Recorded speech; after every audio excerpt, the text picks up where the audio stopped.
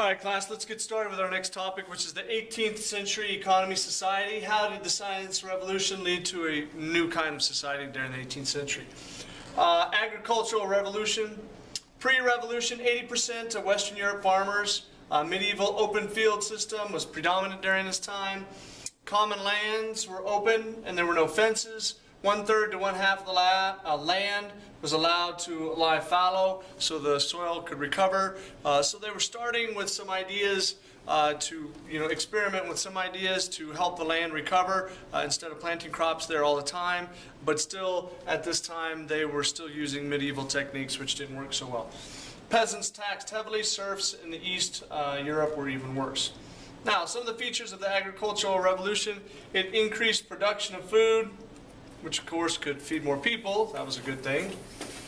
New methods of cultivation could use past unused lands, selective breeding of livestock, the best animals. So then animals would survive longer, or they could have a more healthy animal.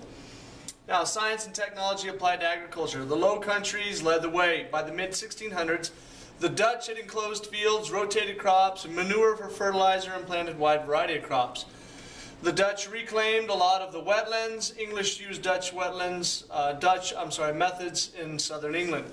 So the Dutch were able to, much of their land was underwater, or part of the year was underwater, so they started building dams. That's why they've got all the windmills, and enabled them to pump out the water and start planting much more land.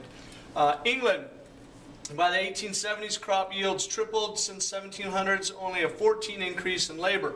So with the increase of the amount of food and crops, without having to put forth much more labor, only 14% food production increased. Charles Townshend pioneered crop rotation using a wide variety of different kinds of crops.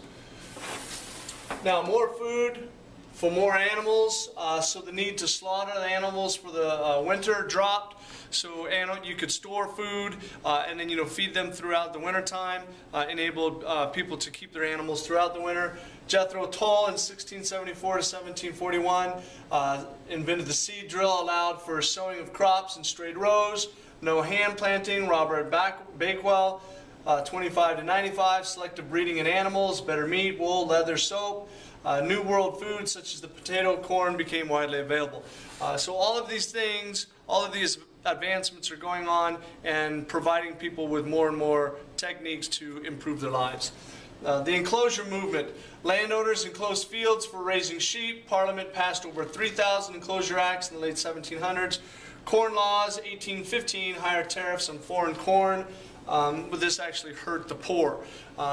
The people in England, and most of this is now, we're talking about in England, the people in England wanted to grow corn. If there was corn that was going to be imported from another country, they taxed it heavily. So people had a tough time actually buying corn in England. Many people starved until they repealed some of these corn laws. And enable people to buy corn at a cheaper price from other countries.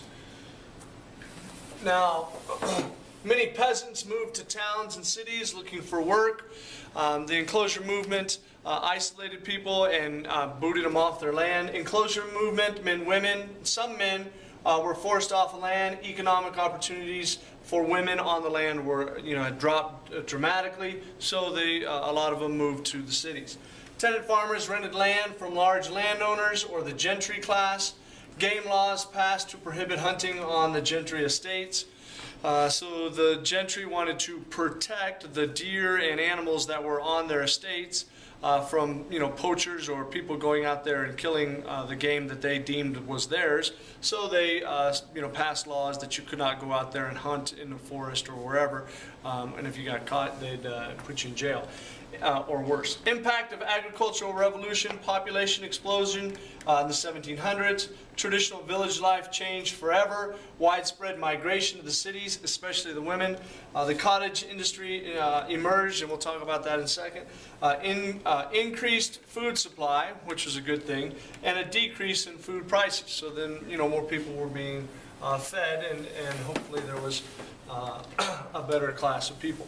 Now, population explosion. Prior to the 1700s, the Black Death had dropped population levels.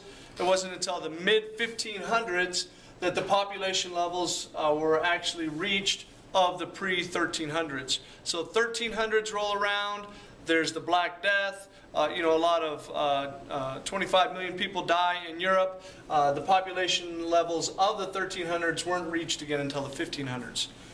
Causes of the population explosion now, there was just more food. Potato in poor countries becomes a staple, such as Ireland. Increased means of transporting food, better diet, less diseases, better sanitation. Between 17 and 1800, Europe population increased from 120 million to 190 million. So that's quite an increase. Now the cottage industry was a family enterprise. Large estate owners would shear the wool of animals. Raw wool would be given to family who would produce a finished product and sell it back to the person who originally gave it to them, and then they would sell that textile to the market. So this textile, the cottage industry, was a spinning industry. England had a huge market for textiles. Many poor families supplemented their income by the cottage industry. Women, men, even the kids would be inside their cottages or their houses using a spinning and trying to create textiles that then they could sell back to and then make money for themselves. Merchant capitalists sought more efficient means, which led to the factories. So these merchant capitalists saw the cottage industry. You got 10 cottages, you got everything's all spread out. You got to go over here for this, over here for that. Merchant capitalists said, well, why don't we bring it all together and let's start making factories. Now, proto-industrialization, prior to the steam engine, you had John Kay. He created the flying shuttle. You could throw a shuttle back and forth as you're creating a textile fabric with one hand. So this enabled people to work much more quickly. 1764, James Hargreaves, the spinning jenny, which is a mechanized spinning wheel. So instead of doing it the old style in your house, this thing could work much more quickly. Richard Arkwright created the water frame, which increased thread spinning, once again just making things quicker. But he is also credited for, in 1780, he started using steam engine power in 1780 to power his looms. So in 1780, that's when a lot of people say that the Industrial Revolution really started getting going. He started doing this. Other people saw his industries increasing the amount of textiles that could be produced using steam power, and they're like, whoa, that's pretty cool. All right, remember, history's no mystery. Take good notes.